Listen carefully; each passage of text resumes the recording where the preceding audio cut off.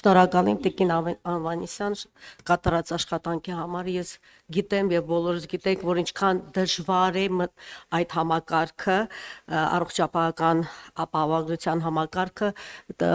տարբեր իշխանություններ Հայաստանի Հանրապետության փորձել են, խոսել են, բայց չեն մտցրել։ Բայց մենք ռիսկ ենք արել, մենք գիտենք, որ շատ խնդիրների հետ կարող ենք բախվել, բայց գնում ենք առաջ։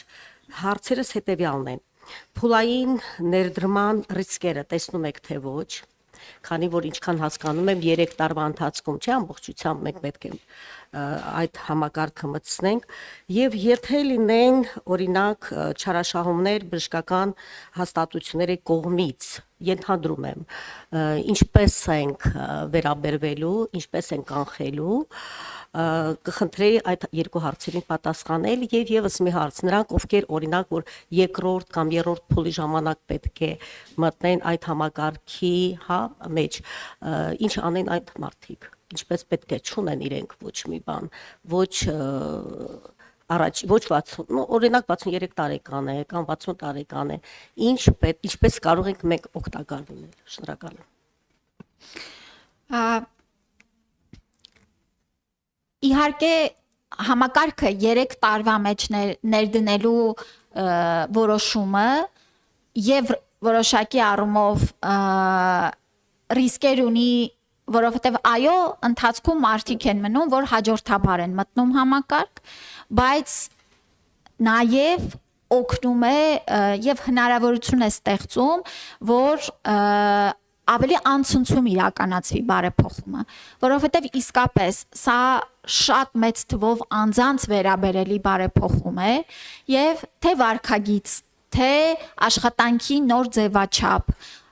էլեկտրոնային համակարգեր եւ այլն եւ մեր բժշկական կենտրոնների կարողություններ, այս ամեն ինչը 3 տարվա մեջ ներդնելու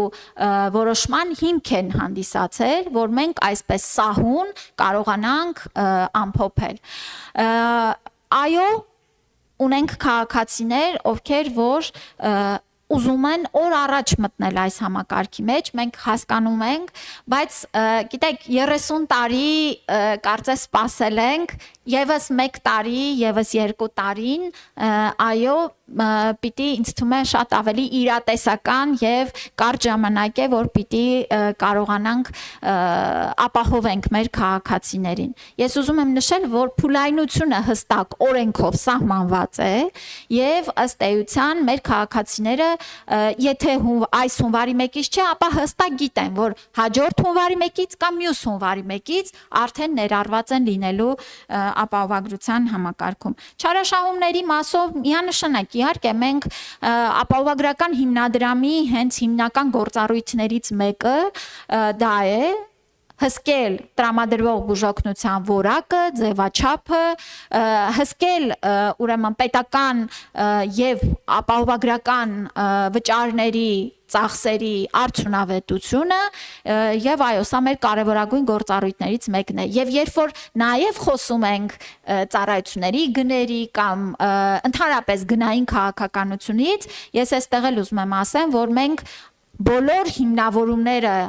արգումենտները, հաշվարկները դիտարկում ենք, բայց պետք է շատ նաև աչալուրջ լինենք, որ անհարկի ծախսեր թույլ չտանք։